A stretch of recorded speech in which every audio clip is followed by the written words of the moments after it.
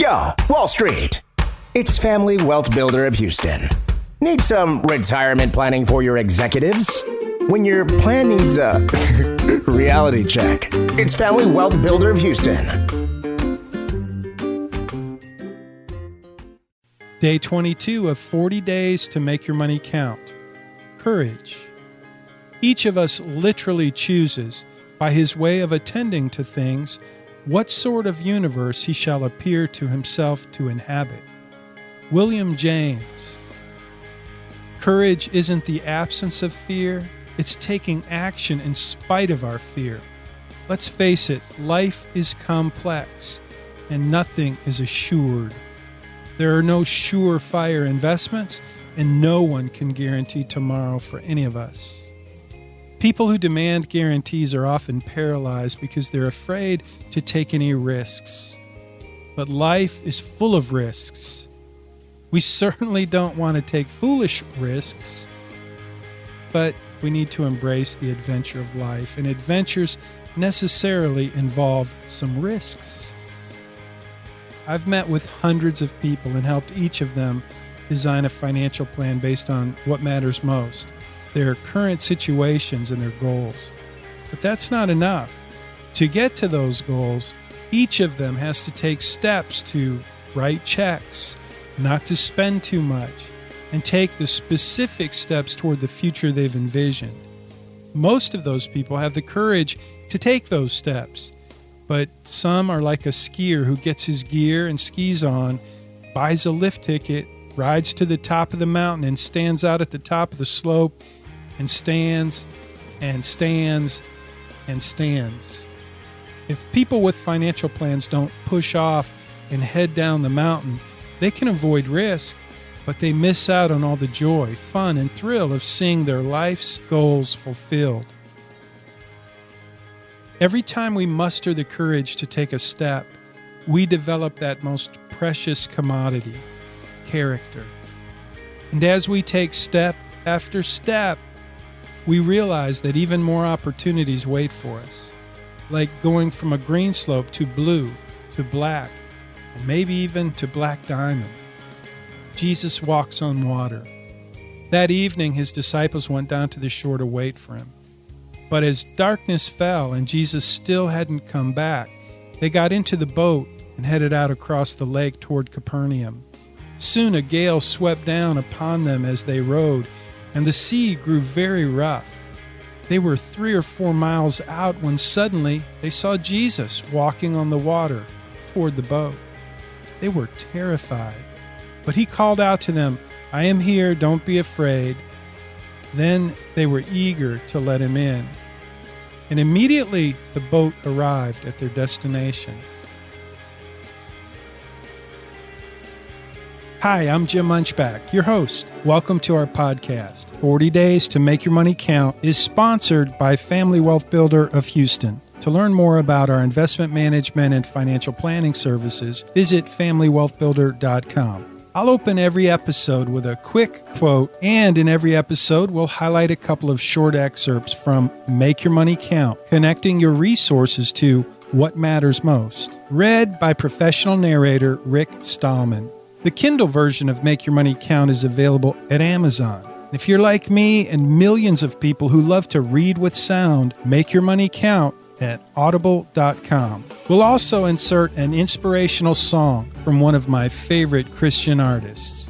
At the end of the show, I'll share a special offer for anyone who wants to take their wealth management to the next level. So stick around. You won't want to miss this special limited offer from Family Wealth Builder of Houston. Again, thanks for subscribing to Family Wealth Builder in iTunes, Stitcher Radio, and everywhere podcasts are played. William Wilberforce was a homely little man who served in Britain's House of Parliament. After he became a Christian, he reflected on God's intention for his life. Soon, he was convinced of his purpose. He wrote, perhaps, the shortest and most challenging purpose statement I've ever read. God Almighty has set before me 2 great objects, the suppression of the slave trade and the reformation of manners, turning people from vice to virtue. England was the world's greatest sea power, and much of its commerce was built on the backs of slave labor. For this reason, powerful forces in government and industry opposed Wilberforce's efforts to free the slaves.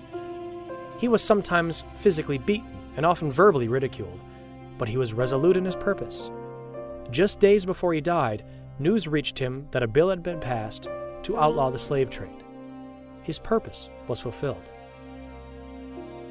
On a more personal level, Phyllis Stanley wrote, "I want to live my life very purposely, regularly reviewing and praying over my purpose in life, loving God intensely, cherishing and inspiring my husband, praying for and keeping connected spiritually with my children, loving women and seeking to lay spiritual foundations in their lives.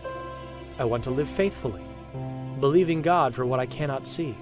I want to believe that God can do in my children's lives what I cannot do. I want to live creatively, creating beauty and warmth in my home, around my table, and in my Bible study. Creativity adds sparkle to a focused, purposeful life. I want to live paradoxically. I want to go against my selfish nature, against our culture, giving a little bit more than I feel like giving, going the second mile, being like Jesus." Quoted by Linda Dillow in Calm My Anxious Heart, Nav Press, Colorado Springs, 1998, page 105. And a friend of mine shared his purpose with me.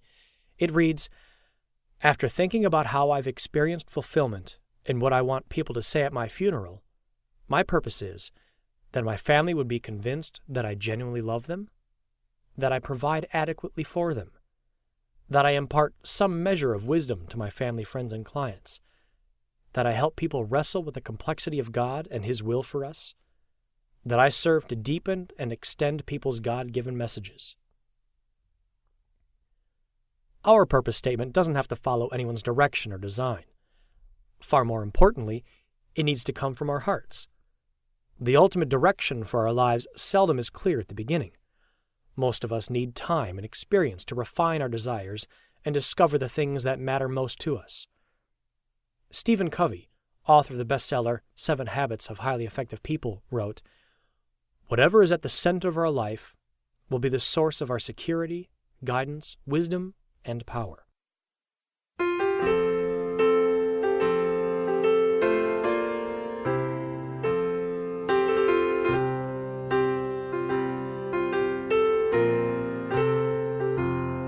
My lungs are filled with air that I can't see. How much more are you surrounding me? Oh, that I may learn to trust so easily. You are here, may my mind find rest in you. In you, you are here, may my heart find rest in you.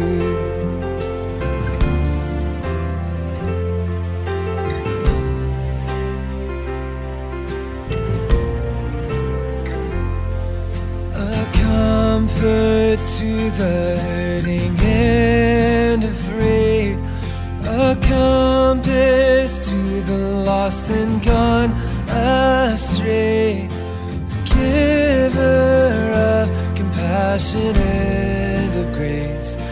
You are a friend, may my mind find rest in you.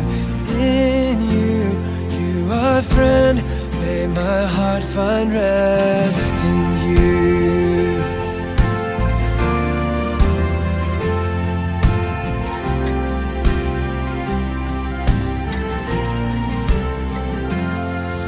The lame can walk, the blinded eyes can see. The grave it yields its callous grip to thee. You breathe life into the dead in me. You are able, may my mind find rest in you.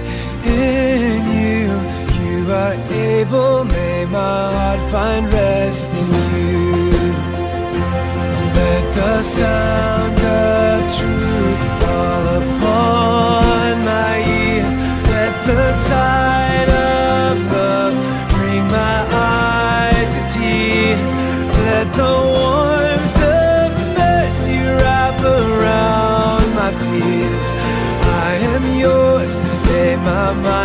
find rest in you. In you, I am yours. May my heart find rest in you. In you.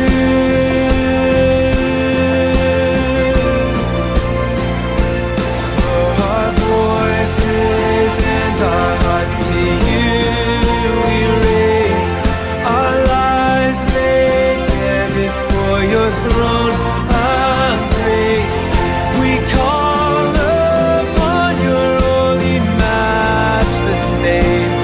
You are King, may my soul bring praise to you. To you, you are King, may my soul bring praise to you. You are King, may my soul bring praise to you. Yo, Wall Street. It's Family Wealth Builder of Houston. About your ad campaign. Early to bed, early to rise, work like hell and advertise. But where's the beef?